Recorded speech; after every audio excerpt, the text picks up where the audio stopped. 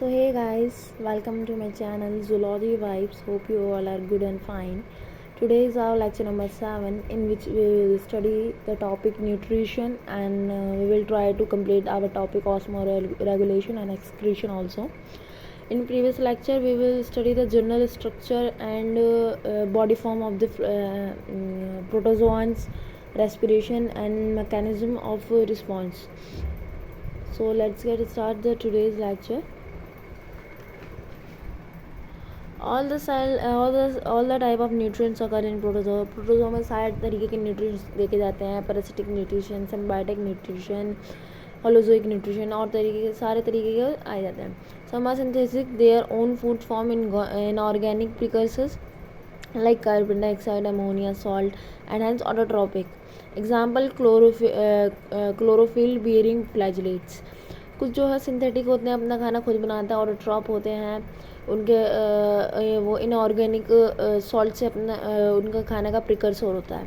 Inorganic salt से वो अपना खाना निकालते हैं. एग्जाम्पल में है chlorophyll bearing flagellates. Some heterotrophic as they depend on organic material from the environment. कुछ हेटरोट्रॉपिक होते हैं जो ऑर्गेनिक और ऑर्गेनिक मटेरियल पे डिपेंड होते हैं, इन्वायरमेंट से लेते हैं. वो अपने खुद नहीं बनाते हैं, वो इन्वायरमेंट से लेते हैं. Some feed on soluble organic nutrient from their environment and are termed as saprozoic और ऑस्मोट्रॉप. Example parasitic protozoans. कुछ जो है वो सॉल्यूबल ऑर्गेनिक न्यूट्रिएंट्स पे डिपेंड करते हैं, इन्वायरमेंट से लेते हैं, इन्वायरमेंट पे ही डिपेंड करते हैं, तो इसलिए इन्हें सैप्रोजोइक या ऑस्मोट्रॉप बोला जाता है. Example parasitic protozoa. पैरासाइट्स होते हैं वो खुद तो अपना खाना डेवलप नहीं करते, किसी ना किसी पे डिपेंड रहते हैं अपने फूड के लिए, तो इसीलिए बताया गया है. Phagotrop that is they may ingest solid food of plant or animal origin. Phagotropic nutrition involve phagocytosis, in which the cell membrane enfolds the food particles which is then engulfed. जैसे ही amoebae में होता है, same process इसमें phagocytosis protozoan में होता है कि अपना खाना इनगल्फ कर लेते हैं. कोई भी फूड पार्टिकल हो, पूरा सॉलिड फूड पार्टिकल को इनगल्फ कर लेते हैं और फिर उसे अपने अंदर लेने के बाद डाइजेस्ट करते हैं, उसे ब्रेक डाउन करते हैं उस पार्टिकल को. उसके बाद प्रोसेस चलता है. In amoeba phagocytosis occur at any point by surrounding the food particles with pseudopodia. Phagocytosis जो है अमीबिया में कहीं से भी हो सकता है, कोई एक डेफिनेट पार्ट नहीं है कि यहाँ से होगा या यहाँ से होगा.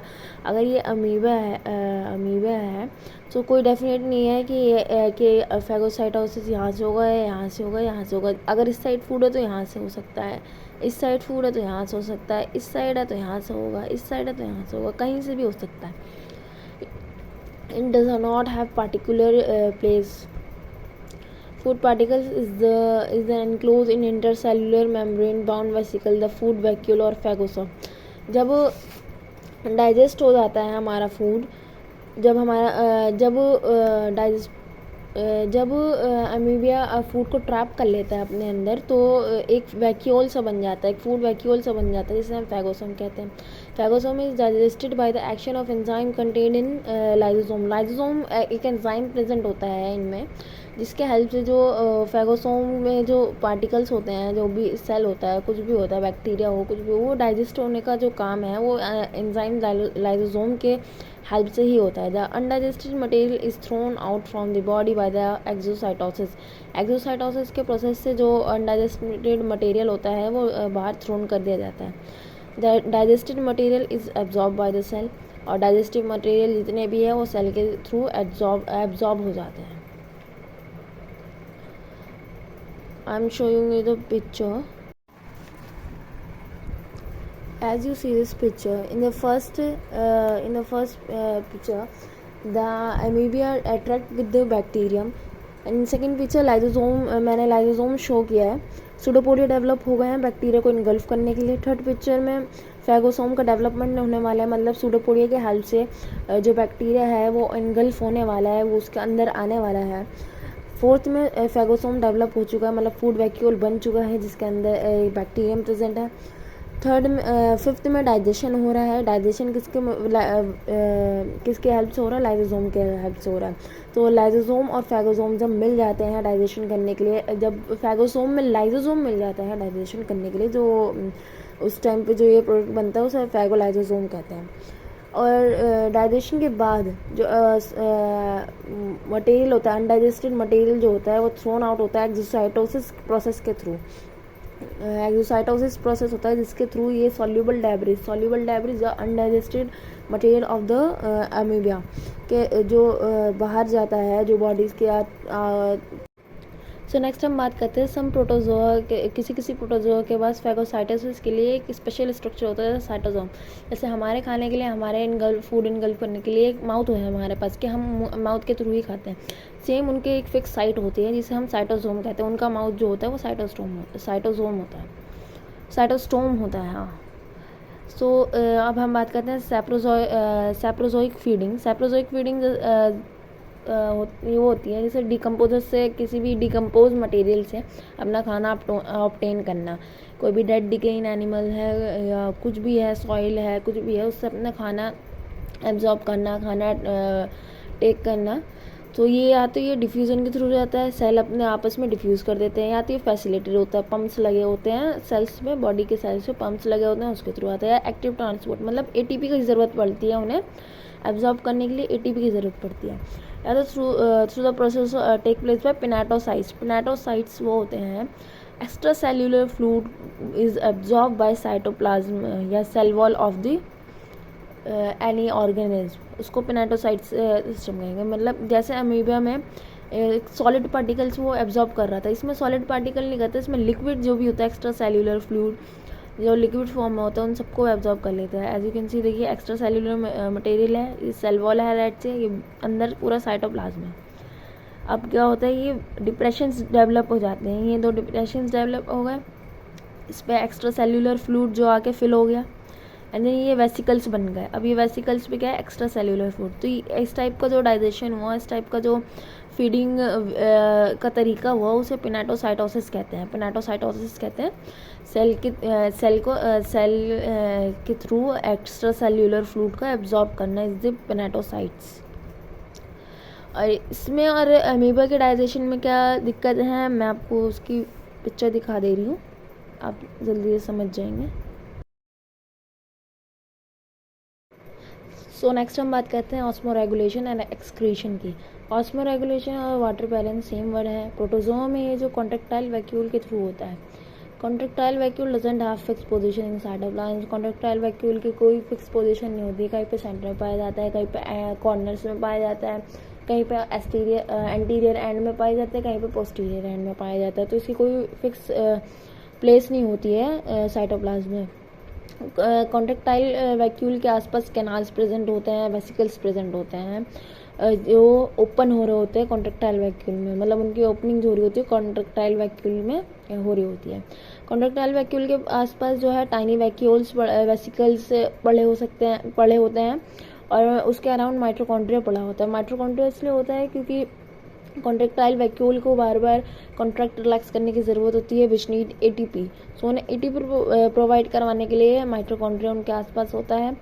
और ये टाइनी वेसिकल्स जो होते हैं वो वाटर कंटेंट लाते हैं साइटोप्लाज्म ऑफ द सेल से, और वो कॉन्ट्रेक्टाइल वैक्यूल को ला के देते हैं to do osmoregulation, salt concentration को कंट्रोल करने के लिए।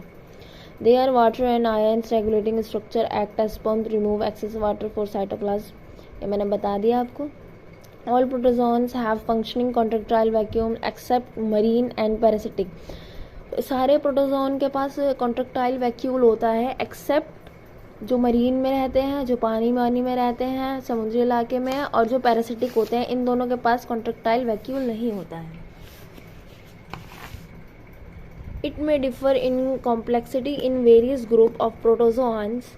ये जो है कॉन्ट्रेक्टाइल वैक्यूल जो है उसकी कॉम्प्लेक्सिटी डिफरेंट हो सकती है अलग अलग में। किसी में ज़्यादा कॉम्प्लेक्स हो सकता है उसका मैकेनिज्म एक्ट करने का, किसी में सिंपल हो सकता है।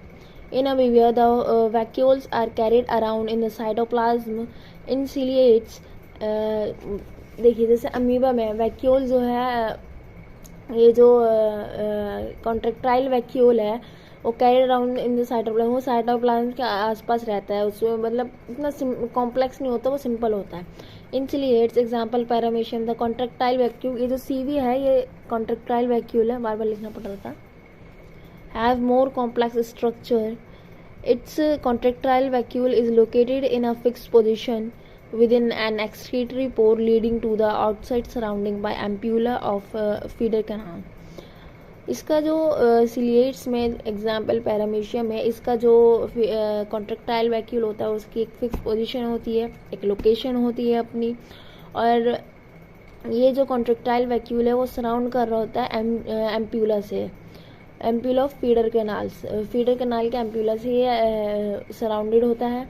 फीडर कैनाल जो है वो नेटवर्क ऑफ फाइन कैनाल्स से के आसपास सराउंडेड होते हैं।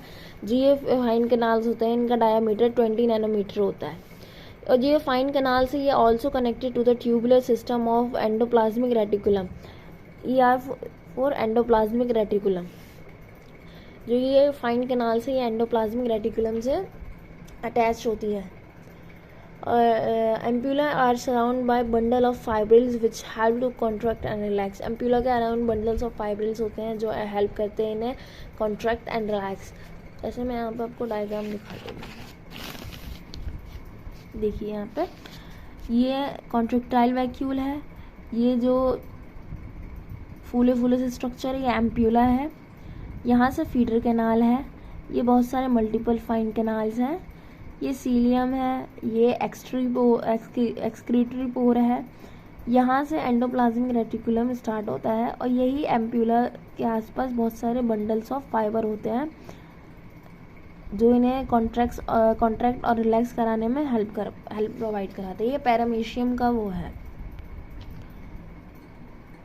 पैरामीशियम्स कॉन्ट्रैक्टाइल वैक्यूल, ये पैरामीशियम का कॉन्ट्रैक्टाइल वैक्यूल है।